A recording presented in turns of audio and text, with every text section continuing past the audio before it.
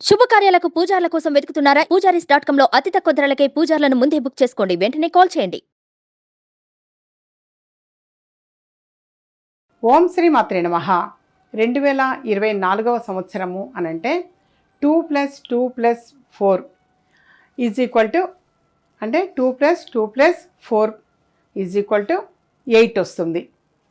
అలా 2 అనంటే చంద్రుడు, మరొక 2 అంటే కూడా మరి చంద్రుడు, అలాగే 4 అంటే రాహుగ్రహము, ఓవరాల్గా 8 అంటే శని గ్రహము. సో శని భగవానుడు అనేసరికి ఎక్కువ మంది కూడా భయపడుతూ ఉంటారు, అమ్మో శని అని చెప్పేసి.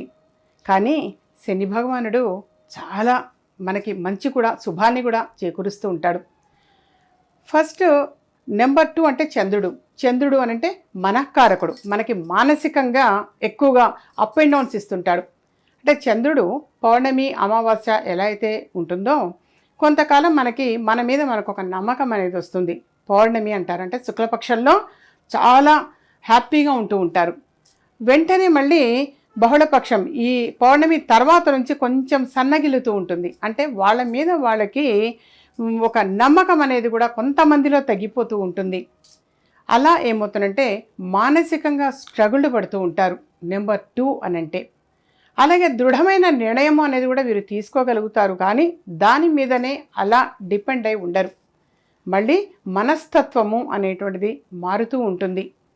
మరి అలా ఉండకుండా ఉండాలి అనంటే మనం ఏం చేయాలి చంద్రుడికి అనంటే, ఎప్పుడైనా సరే చంద్రగ్రహము ఎవరికైనా సరే, ఇప్పుడు నెంబర్ 2 అనంటే ఈ 1, 2, 3 కావచ్చు, ఈ డేట్స్లో పుట్టిన వాళ్ళు జనరల్గా 2వ నెంబర్లో పుట్టిన వాళ్ళు కావచ్చు, డెస్టినీ నెంబర్ 2 వచ్చినా కానీ వాళ్ళందరికీ కూడా ఇది అన్వయిస్తుంది. వాళ్ళు ఎప్పుడు కూడా వెండి గ్లాసు తోటి మంచినీళ్ళు త్రాగటము, వెండి ప్లేటులో భోజనం చేయటము, లేదా వెండి గ్లాసులో పాలని రాత్రిపూట చంద్రుడికి చూపించటము, శుక్లపక్షంలో చంద్రుడికి చూపించి ఆ తర్వాత తీసుకోవటం వలన కూడా వారికి ఆరోగ్యపరంగా చాలా చాలా బాగుంటుంది.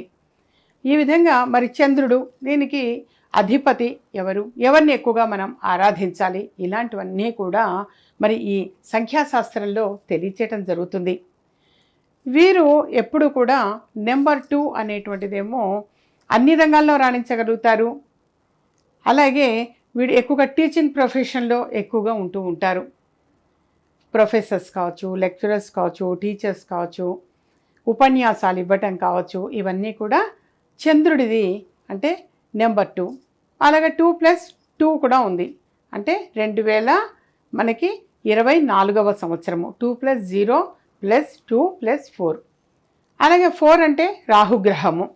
రాహువు ఏం చేస్తుంటే సహజంగా రాహువు అనగానే కొంచెం వక్రంగా ఇస్తూ ఉంటాడు.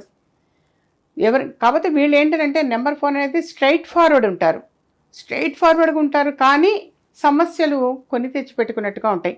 ఎందుకు అలా స్ట్రైట్ ఫార్వర్డ్గా ఉండేవాళ్ళు యథార్థవాది, లోక విరోధి అని అంటాము. ఎప్పుడైనా సరే ఒక 4-5 నిమిషాలు మీరు ఉన్నట్టుగా మాట్లాడి చూడండి, ఎంతమంది శత్రువులు మీకు ఏర్పడతారో. సో ఆ విధంగా రాహుగ్రహము అనేటువంటిది ఏంటంటే శుభ ఫలితాలని ఇస్తూ ఉంటాడు ఎక్కువగా. అలాగే వీళ్ళకేంటి ఆ శుభాలు అనేటువంటివి ఎక్కువగా చేకూరుతూ ఉంటాయి. దానితోడు వీళ్ళకి ఆరోగ్యపరంగా ఎక్కువ జాగ్రత్తలు తీసుకోవటం కూడా అవసరము. ఆరోగ్యపరంగా అంటే నడుము నొప్పి ఎక్కువగా ఉండడం కావచ్చు, లెగ్ పెయిన్స్ ఎక్కువగా ఉండటం కావచ్చు. ఈ విధంగా ఎక్కువగా రాహు స్ట్రగుల్ పెడుతూ ఉంటాడు. కానీ ఉచ్చస్థితిలో మంచి పొజిషన్లోనే ఉండగలుగుతారు. వీళ్ళు ఎప్పుడూ కూడా చాలా మంచి పొజిషన్లో ఉంటారు. ఆర్థికంగా కూడా చాలా చక్కగా బలపడగలుగుతారు. వీరు కొద్దిగా ఆరోగ్య విషయంలో కొంచెం జాగ్రత్త అవసరం. సరే, ఓవరాల్గా ఈ మొత్తాన్ని కలిపితే మనకి ఈ నెంబర్ 8 వచ్చింది. 8 అంటే ఏంటి? శని. మరి శని భగవానుడు ఏం చేస్తుంటాడు? ఎక్కువగా శని అనగానే మనకి చాలా ఒక రకమైన భయం అనేటువంటిది కూడా ఎక్కువ మందిలో ఏర్పడుతూ ఉంటుంది. నెంబర్ 8 అంటే న్యూమరాలజీ ప్రకారం 8 అని అంటే దాన్ని మనం గ్రహాల కిందకి అన్వయించుకున్నప్పుడు శని గ్రహం వస్తుంది. సో వీటికి ఏంటంటే మరి ఆస్ట్రాలజీ పరంగా వీళ్ళు ఏలినాటి శని కావచ్చు, అష్టమ శని, అర్ధాష్టమ శని, శని మహర్దశ, శని అంతర్దశ, వీరు ఎక్కువ జాగ్రత్తలు తీసుకోవటం చాలా చాలా అవసరము ఈ 2024వ సంవత్సరంలో. మరి అలా చూడాలి అంటే ప్రధానంగా మకర రాశి, కుంభరాశి, మీనరాశి వాళ్ళకి ఎక్కువ ఎఫెక్టివ్గా ఉంటుంది.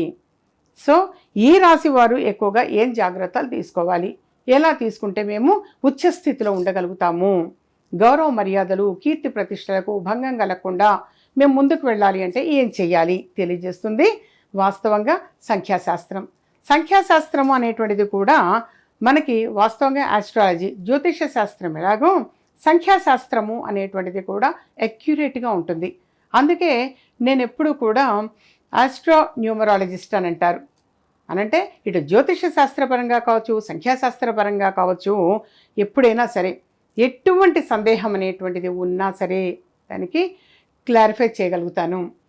అలా ఏంటంటే సరే ఇంతకీ మనకి టాపిక్ మరి ఈ శని భగవానుడు ఇబ్బంది పెట్టకుండా ఉండాలంటే మనం ఏం పరిహారాలు చేయాలి ఒకటి తెలియజేస్తాం. అలాగే శని ఉచ్చస్థితిలో ఉంటే అంటే మనకి మంచి కూడా చేస్తాడు, తట్టుకోలేనంత మంచిని కూడా ఇస్తాడు. అంటే ప్రభుత్వ ఉద్యోగం పొందడం మీరు గమనిస్తే పెద్ద పెద్ద పారిశ్రామికవేత్తలందరూ కూడా నెంబర్ 8 కలిగిన వాడు, అంటే బర్త్ నెంబర్లో అన్న 8 ఉంటుంది, డెస్టినీ నెంబర్లో అయినా 8 ఉంటుంది, తప్పనిసరిగా 8 అనేటువంటిది ఉన్నటువంటి వాళ్ళు, అంటే అదృష్ట సంఖ్య 8 కలిగినటువంటి వాళ్ళు గొప్ప గొప్ప పారిశ్రామికవేత్తలు అయి ఉంటారు, లేదా ప్రభుత్వ ఉద్యోగులైతే గొప్ప గొప్ప ఆఫీసర్స్ అయి ఉంటారు. మనం గమనిస్తే గనక నిదానంగా గమనిస్తే నెంబర్ 8 ఉన్నటువంటి వాళ్ళందరూ కూడా మంచి మంచి పొజిషన్లో ఉన్నటువంటి వాళ్ళే.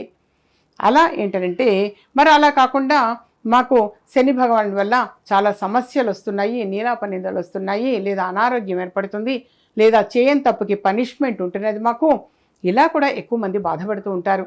వాళ్ళు చేయవలసినది చక్కని పరిహారం, అద్భుతమైన పరిహారము ఒక అమ్మగా తెలియచేస్తాను. 27 రోజులు ప్రతిరోజు కూడా 27 సార్లు వెంకటేశ్వర స్వామి వారికి ప్రదక్షిణాలు చేయటం చాలా మంచిది.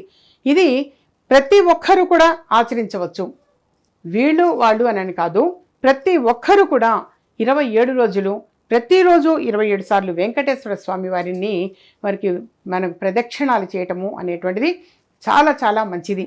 శని భగవానుడు అంటే శనికి ఏంటి, నడవాలి, శ్రామిక అంటే ఎక్కువ నడక ఉండాలి. అలా నడవాలంటే ఏం చేయాలి, ప్రదక్షిణాలు చేయాలి తప్పనిసరిగా.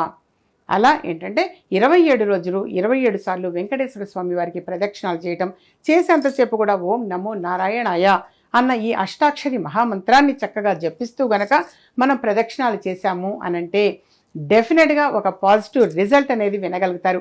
అలాగే ఒక్కటి ఫైనల్గా చెప్పేది, జనవరి 1వ తారీఖున ఈ 2024వ సంవత్సరం జనవరి 1వ తారీఖున ప్రతి ఒక్కరు కూడా ప్రతి ఒక్క కుటుంబంలో కూడా వారి ఇంటిలో ఒక తులసి మొక్కని నాటటము అనేది చాలా శ్రేయస్కరం. ఈ ఒక్కటి మాత్రం తప్పనిసరిగా ఆచరించండి. ఎందుకు, మనకి లక్ష్మీప్రదము, ఎవరమైనా సరే కోరుకునేది అదే, ధన ప్రాప్తి ధన యోగము కలగాలి అని చెప్పేసి.